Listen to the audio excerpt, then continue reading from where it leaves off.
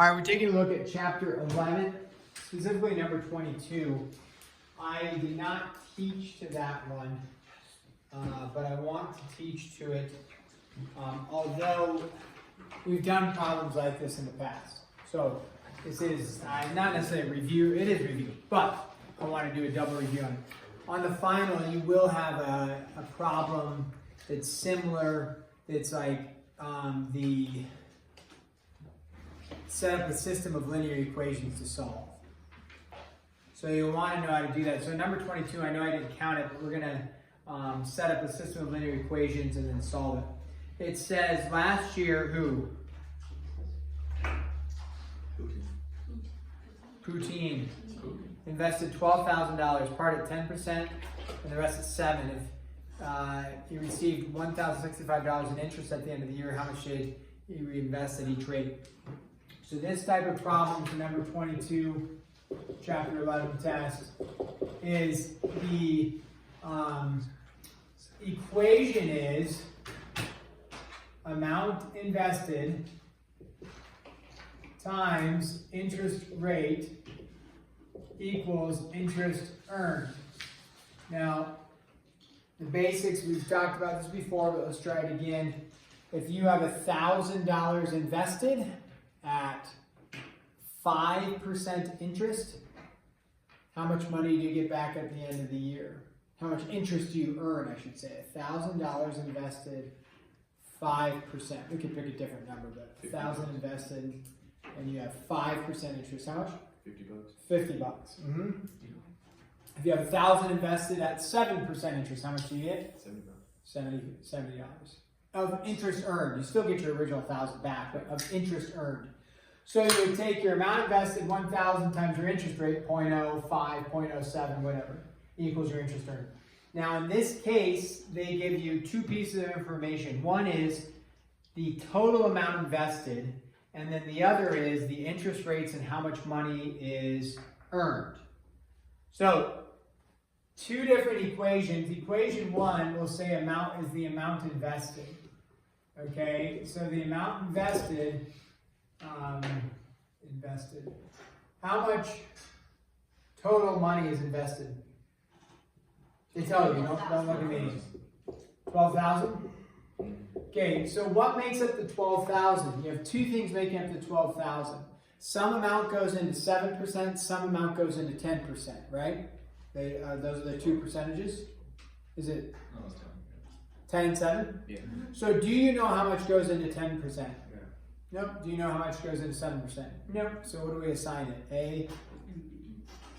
A variable. Very good. But you have $12,000 being split two ways. So we need how many variables? Two. Doesn't matter which ones you want. A and B. Okay. So A plus B. Now you could state A equals, we could go with whatever percentage they share first in the problem. What percentage do they share first? 10. So A is going to correlate to the 10%. What's B going to correlate to? 7%. Okay. So this represents the amount of money. So like, hey, he put $6,000, well, let's pick it.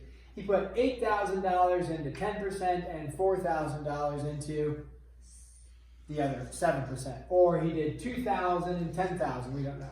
So that's your first equation. The other equation is going to be your interest earned equation. Interest earned. All right, so the interest earned is amount invested times your interest rate equals interest earned. Well, how much interest is earned from this investment? $1,065. Okay, so now I have two things earning interest. You have a 7% and a 10%, or a 10% and a 7%, however you want to look at it. So I need to write an equation of amount invested times your interest rate. Well, how much was invested at 10%? Do we know how much was invested? A. So the amount invested at 10% is A. What's the interest rate on that?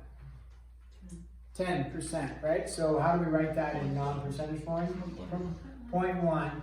Plus, he's going to earn some interest from 7%. So we did the same thing, except it's B times what? 0.07. Now typically we would write that as 0.1A plus 0.07B is equal to 1065. You could get rid of the decimals by multiplying everything by 100. You have a calculator, I might just use the decimals, otherwise you get some large number here, which isn't, that's fine to do. You could tack on a couple zeros, it's no problem. But, all right, now I have one equation, two unknowns, another equation, two unknowns, and I can solve.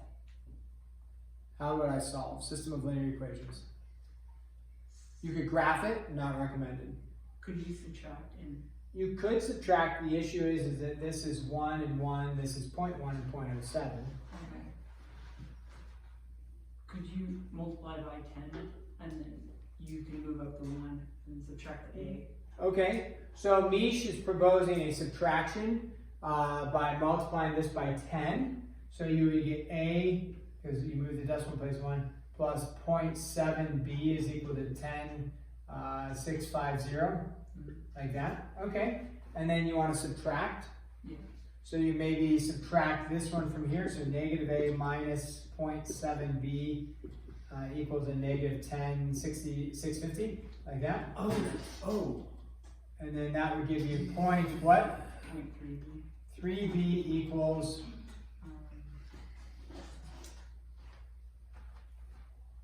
this is classic. 350. One person working, everybody else staring. Represents a lot. Hence your stats score. 1,350. 1,350. 350. And then to solve for b, divide by 0.3. 0.3. What do you get? B. 4,500. Okay. And then how would you get a then? Plug it in. Plug it in, right? Plug in for b. And so a is equal to? 7,500. 7,500? Okay, there we go. Fine. So, system of linear equations, you need to know how to do that for some of the story problems, or one of the story problems on the final. I'll give you credit, some like partial, if you like guess and check. These ones are easy to guess and check. They set, well, I don't know if easy is the right word, but they set it up where you could like just plug in and guess, like, did he put 2,000? No. Did he put 3,000, 4,000? You know, or you memorize the answer and you plug it in and it works.